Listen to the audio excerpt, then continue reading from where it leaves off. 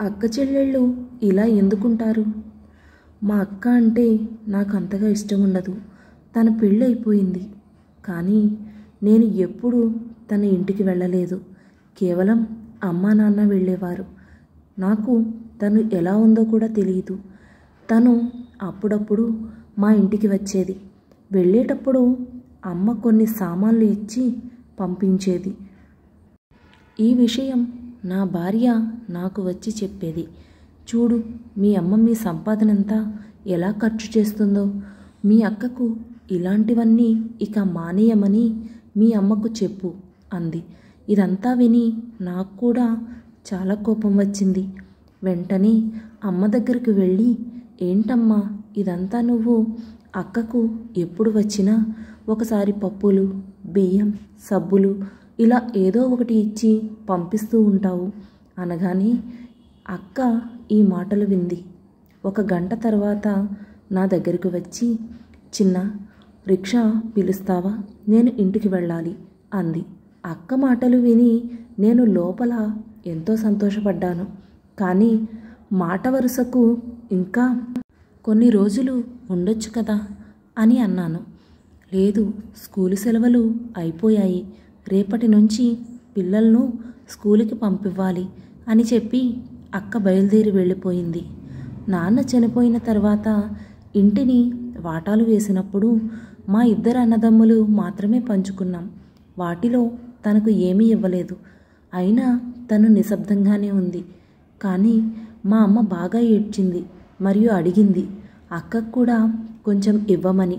కానీ మేము ఇవ్వలేదు. అమ్మను తిట్టి నోరు మూయించాం. తర్వాత అన్నయ్య తన వాటాను అమ్మి సిటీకి వెళ్ళిపోయాడు. అక్కడికి వెళ్ళి తను వ్యాపారం మొదలుపెట్టాడు. మా అక్కకు మేము చేసిన దానికి మాకు తగిన శిక్ష పడింది. అన్నయ్య వ్యాపారం దెబ్బతినింది. ఇప్పుడు తను కష్టపడి పని చేసుకుంటున్నాడు. నా పెద్ద కొడుక్కు క్షయవ్యాధి వచ్చి లక్షలు ఖర్చయ్యాయి. నా దగ్గర ఉన్నదంతా అయిపోయి అప్పుల పాలయ్యాను. నా పరిస్థితి ఎంత దారుణంగా అయిందంటే తినడానికి కూడా డబ్బులు లేవు. ఒక గదిలో కూర్చొని ఆలోచనలో పడిపోయాను. ఇంతలో అక్క వచ్చింది. అక్కను చూసి మా ఆవిడ వచ్చింది మహాతల్లి అని విసుక్కుంది. నాకు కూడా తనను చూసి కోపం వచ్చింది. కానీ కోపం అదుపులో ఉంచుకున్నాను.